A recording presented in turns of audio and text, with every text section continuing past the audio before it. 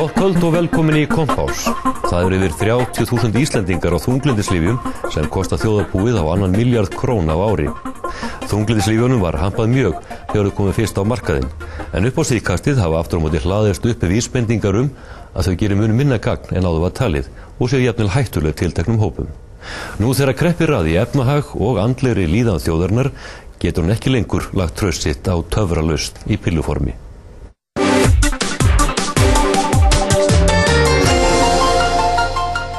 Stóru lyfjafyrirtækin hafa rakað en ofurgróða með nýju þunglyndislyfjunum sem þóttu marka tímamót í meðferð. Þau þóttu skila miklum árangri og hafa litlar aukaverkanir. Nú aftur á móti að koma í ljós að fyrirtækin létu hjá líða að birta óhagstæðar rannsóknarniðurstöður. Þegar tekið tillit til þeirra kemur í ljós að afar takmarkaður ávinningur af lyfjunum, ef þá nokkur.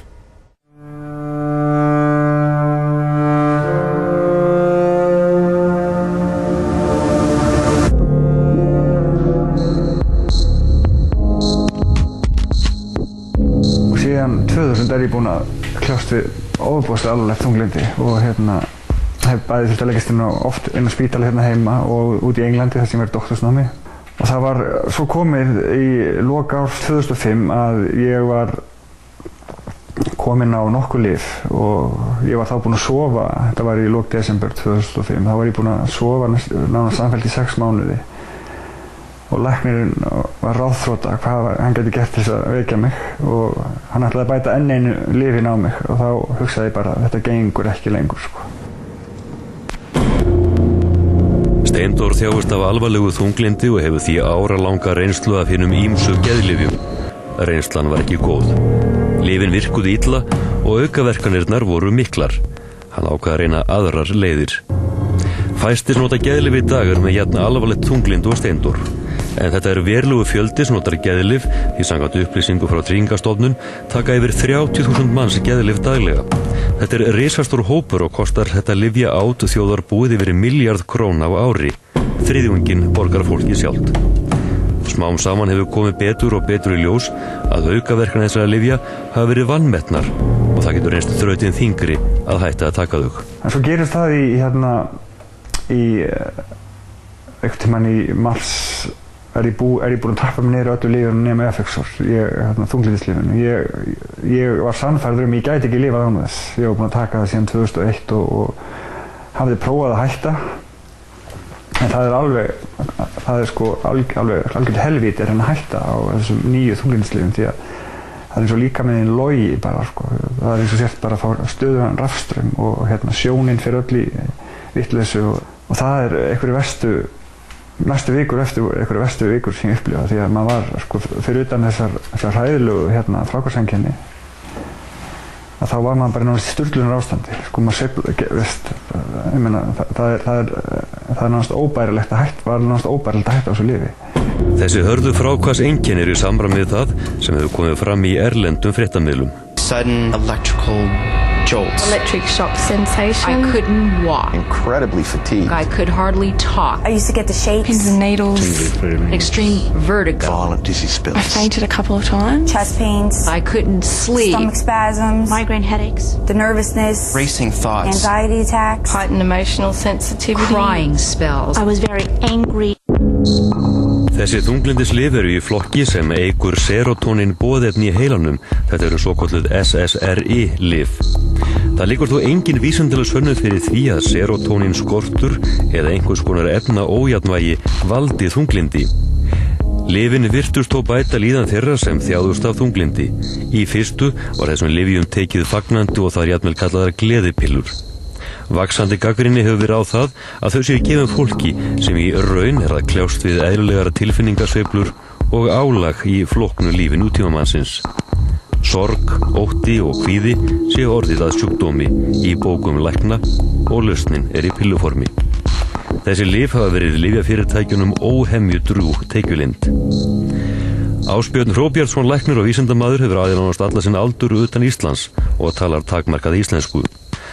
Hann starfar nú við rannsóknarstofnun við Landspítalann í Danmörku og hefur meðal annars metið prófanir á lyfjum. Í ljós hefur komið að lyfjafyrirtækin létu hjá líða að birta niðurstöður prófana sem ekki voru hagstæðar. Þriðjungi rannsóknar niðurstaðna var þannig stungið undir stól. Einnig var öðrum niðurstöðum breytt til þess að fegra útkomuna.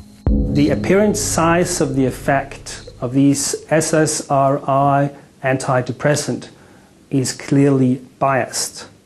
His results and a similar review that came to the same conclusion have resulted in some researchers questioning whether SSRI have an effect at all. Well, this is to question that is an immensely provocative thing to do in a scenario where there has been over 700 trials published with SSRIs, and they are one of the most used drugs worldwide.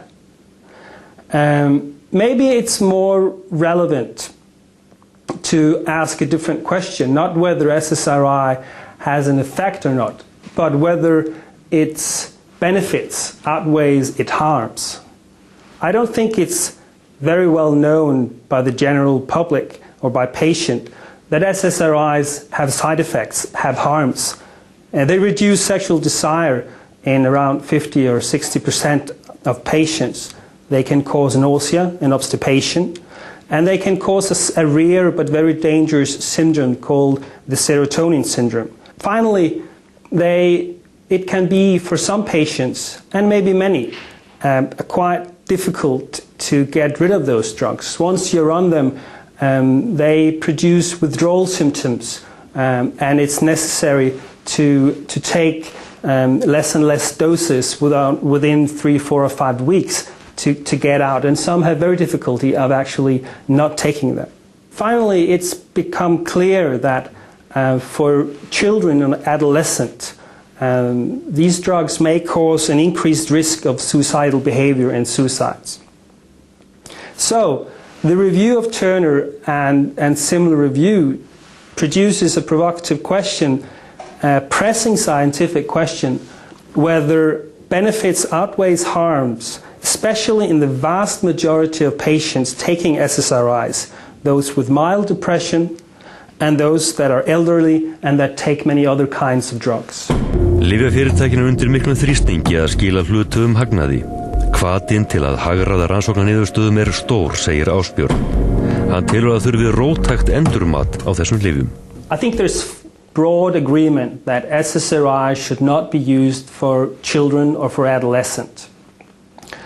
But probably we need to reconsider as a society the indications for SSRIs. Their effect in the short run is moderate at best, and their side effects or harmful effects in the long run are virtually unknown. I would not recommend an SSRI to a friend when he or she has a life crisis or difficulties in her job or at home, or not even in a mild depression. Formaður Geðlæknafélags Íslands telur að það geti verið nokkuð hæft í því að menn hafi farið of geyst í að ávísa þunglyndislyfjum. Vafalaust það rétt með vegt þunglyndi þá hefur vafalaust gengið of langt í lyfjameðferð. En það alveg ljóst að þegar að ræða mjög erfitt þunglyndi þá lyf nauðsynleg. En þegar búið að ná fólki upp úr þunglyndi þá koma önnur meðferðarform mjög nauðsynleg. Og þeim ekki hægt að beita fyrir að búið að ná fólki upp úr dýpta þunglindinu. En vafalaust hefur verið of langt gengið með vegt þunglindi með lyfjameðferð og frekar átt að beita öðrum aðferðum þar eins og hugrænni atferlismeðferð. En á það ekki við flesta þessar 30-40 sjúklinga sem daglega að taka SSRI lyf? Að þeir sé bara með vegt þunglindi? Nei, það held ég nú alls ekki. Allavega nú svona algengi alvarleg þunglindi sem nú svona 5-8% hjá þjóðinni, þannig að það er stór hópur. Miðað við mat Kristófers að minnstakosti þriðjungur og jafnvel helmingur þeirra sem taka þunglyndislyf með vægt þunglindi. 11% þjóðarinnar á þessum þunglyndislyfjum. Hlutfallið hærra meðal kvenna en karla eða 14%. Og í efri aldurshópum kvenna þetta hlutfall komið í 25-30%. Í Bandaríkjunum geta lyfjafyrirtækin beint áróðri sínum beint að neytendum, selt hamingjuna milliliðalaust. Fólk fer svo til síns heimilislæknis og biður tiltekið lyf. John, you're so sad lately. Remember how how he used to laugh all the time? You know, your worst fears, the what ifs, and I can't control it, and I'm always worrying at the door. It's like I never get a chance to relax. Paxil is non-habit forming. I'm not bogged down by worry anymore. I feel like me again. What it is. What it feels like. That time of the month, nothing ever fit. Think it's PMS? Think again. Sarafem, the first and only prescription medication for PMDD. Markaðsstarfið snýr einnig að læknum og hörð gagnrýni hefur lengi verið uppi á vanheilagt samband lyfjafyrirtækja og lækna þar sem fyrirtækin kosta meðal annars fræðslustarf. Þar sem rannsóknar niðurstöðunar eru kynntar, lyfjarannsóknir sem nú reynast hæpnar. Hér á landi hefur bæklingur þunglindi legið frammi á heilsugæslustöðvum og sjúkrahúsum þar sem fullyrt að þunglindi skapist af efnaójafnvægi og að lyf séu bestu meðferðarúrræðin. Þessi bæklingur í boði lyfjarisans GlaxoSmithKline.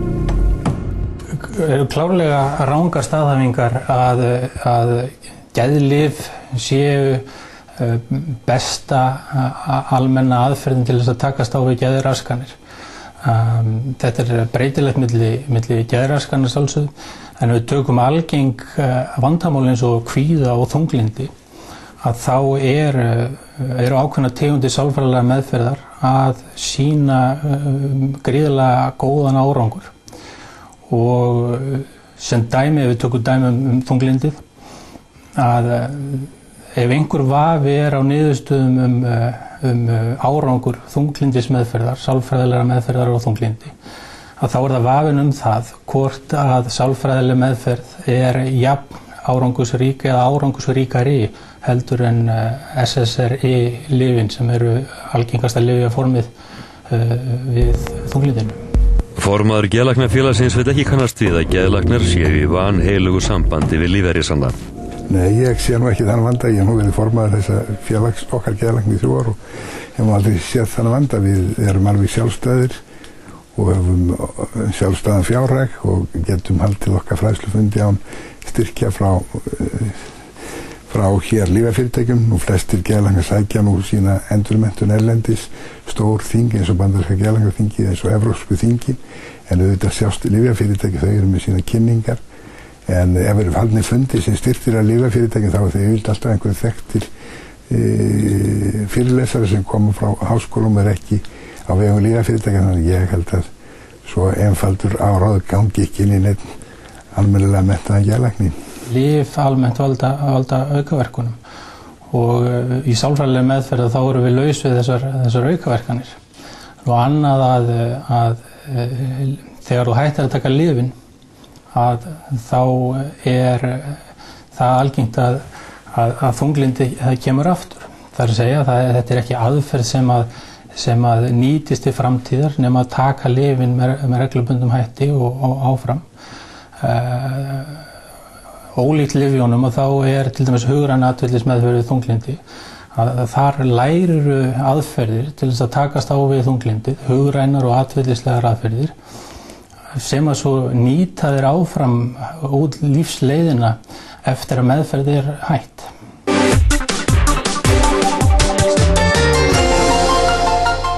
Í Finnlandi eru menn að súpa seyða því í dag að hafa skorið niður í geðheilbrigðisþjónustu á tímum bankakreppu á síðasta áratug. Gífurleg aukning á örorku vegna geðrænna vandamála hjá fólki undir 30, en þetta fólkið sem upplifði bankakreppuna sem börn. Geðlæknar og sálfræðingar eru sammála að alls ekki megi spara í geðheilbrigðisþjónustu og nauðsynlegt sé að horfa til nýrra leiða og hverfa frá ofurtrú á lyfjónum.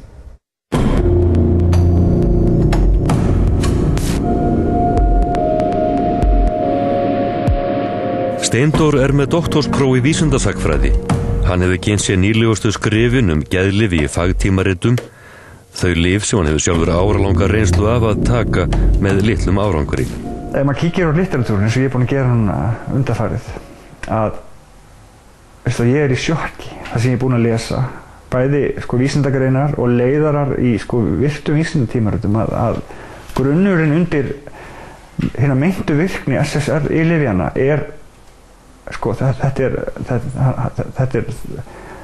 það nánast eins og sé verið að selja lyfjasögu. Sumar greinar sem ég hef lesið og þar bara haldið fram að sum SSRI-lyf eru ekkert betri en lyfleysa. Og fyrir mig að lesa þetta, þetta áfall. Því að maður búinn að vera þáttakandi í skrípaleik. Að þetta bara fjárplóg starfsemi. Það sem að læknarnir og Íslenska ríkið og sjúklingarnir eru bara hafðir að fíflu. Steindór staðráðinn í að kljástu sitt alvarlega þunglindi með öðrum leiðum en lyfjum. Hann hleypur og telur að hreyfingin skipti sköpum. Síðast sökk hann í tímabundið þunglindi í október, samfara efnahagshruninu, en náði að koma sér á strik að nýju. Ég ákvað það þarna 11. október, þegar líf mitt hékk á bláþræði. Ég ætla ekki að taka sér lyf, heldur prófa að nota hugleiðarna til þess að maður fer að skrifa mig frá þunglindum, aðtöku hvort það verið hægt. Og hér ég, 100 blaðsíðum síðar, ég er búinn að skrifa 100 blaðsíður í bókinu minni í tölvunni og mér tókst það. Þetta urðu rauninni vatnaskil. Ég sá það að á sama hátt og heilinn minn getur og hugsanirnar í kollinum á mér geta orsakað það að ég hrein niður og ógnar hraða. Ég hef aldrei upplifað svona brattfall. Á sama hátt og heilinn getur gert þetta, þá tókst mér að virkja til þess að ná mér upp úr þessu. Það tók við svo aðeins lengri tíma. En þetta voru vatnaskil fyrir mig, því að ég áttaði mig á því að ég get notað hugan til þess að lækna hugan. Sálfræðingar og geðlæknar eru þegar farnir að finna fyrir afleiðingum kreppunar á Íslandi. Og það vandi sem þeir telja að muni einungis stigvaxa. Þegar Finnar fóru í gegnum bankakreppu sína á síðasta áratug var skorið niður í geðheilbrigðisþjónustu með skelfilegum afleiðingum að mati Hauks. Upplýsingar frá Tryggingastofnun Finnlands þær eru að ég tel mikilvæg vísbending langtíma áhrif af efnahagskreppunni í Finnlandi og nýleg skýrsla frá Tryggingastofnun Finnlands að hún sýnir gríðarlega aukningu á sjúkradagpeningatímabilum, á fjölda örorkuþega og það þó sérstaklega í hópi 30 ára og yngri. Og skýringin þarna að þegar að kreppan reiði yfir, að þá voru þessir einstaklingar sem eru ungir fullorðnir í dag, að þeir voru börn og unglingar á krepputímunum og lifðu við erfiðar heimilisaðstæður eins og við varum að lýsa áðan, aukið þunglindi, aukin kvíði hjá fullorðna fólkinu, hjá foreldrunum á þessum tímum. Og hvaða lærdóm getum við dregið af þessari neikvæðu reynslu Finna? Ég held klárlega að við verðum að skoða þessi gögn vel og fara varlega í niðurskurð í geðheilbrigðiskerfinu og í félagslegri aðstoð. Og ég held þvert á móti þurfum við að leggja aukna áherslu á þessa þætti á þessum tímum til þess að komast hjá þessum langtíma áhrif. Við erum engan veginn í stakk búin til að takast á við aukin vanda vegna þess að við höfum verið þrengt að okkur mjög mikið síðustu 10 árin.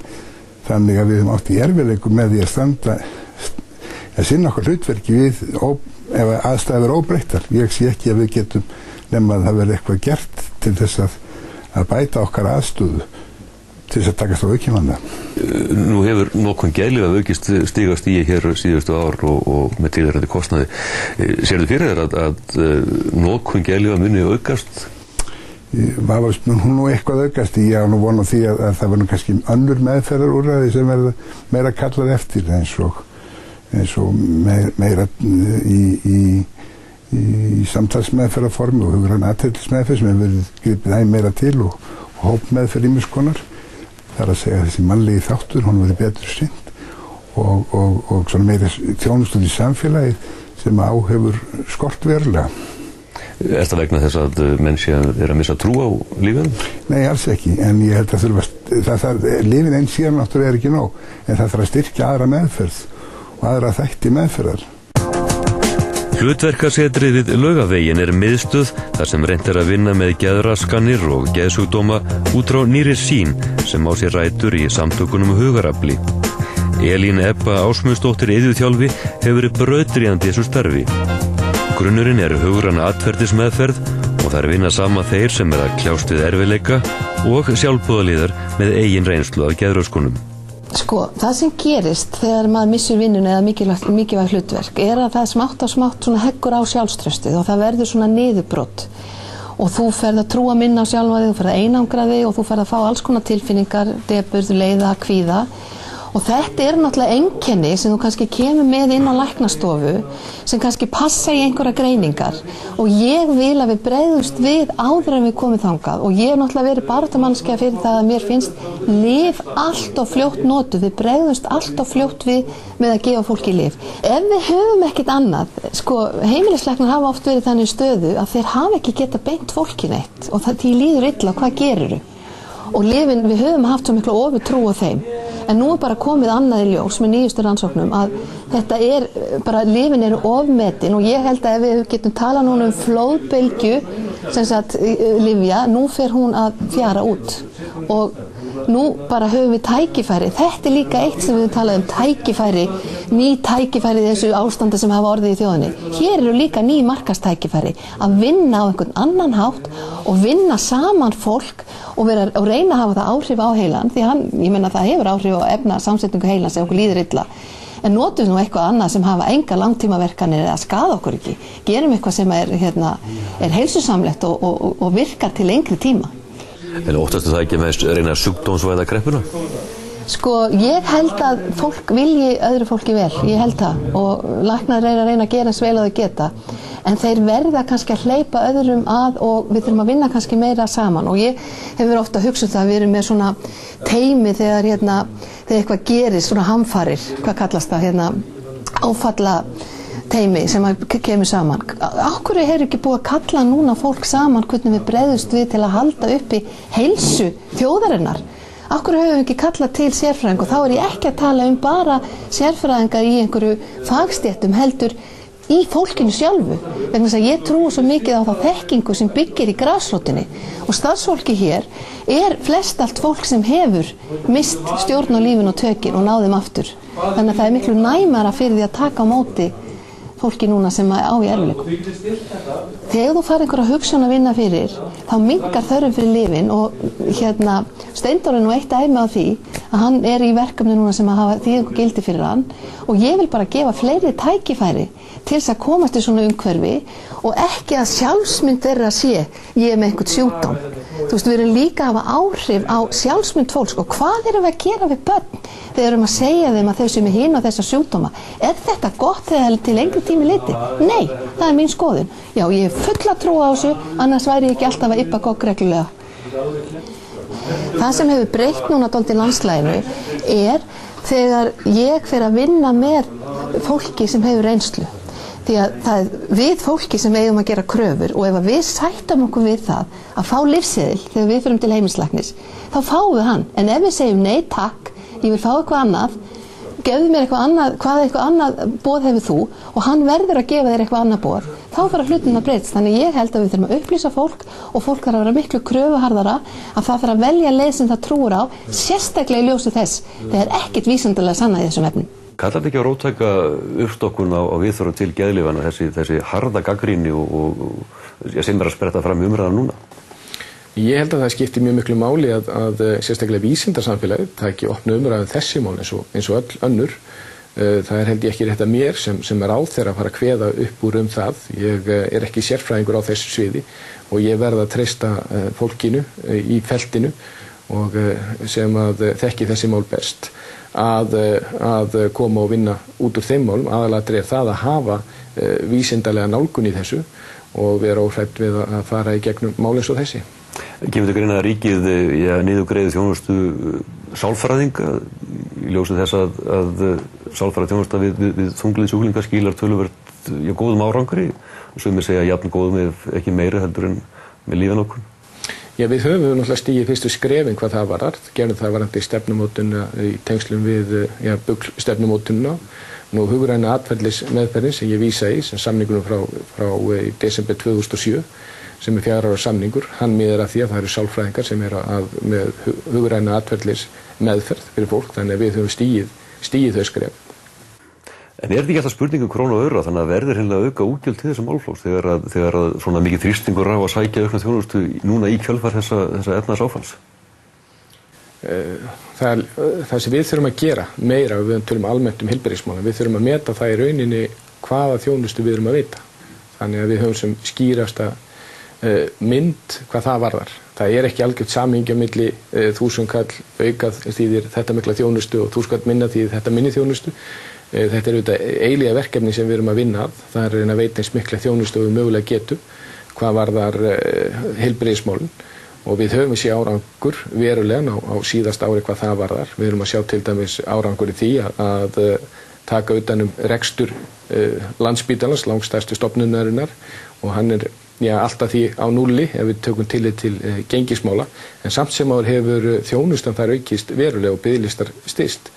Þannig að þetta ekki alveg svona einfalt orsakasamhengi, en auðvitað bara staðreyndin sú að við erum í þessari stöðu sem við erum í og við þurfum að gera eins vel eins og mögulegt og hægt að gera, og það auðvitað geðheilbrigðismálin í mjög mikilvæg, og ég einmitt núna að ganga frá að setja sérstakann vinnuhóp á stað sem mun fara yfir reynslu Finna og annan Norðurlandaþjóða af þeim málum sem þar hafa komið upp, sambærilegum hjá okkur og hvernig við getum bæði lært af þeirra mistökum og sömuleiðis af því sem við gerðum vel.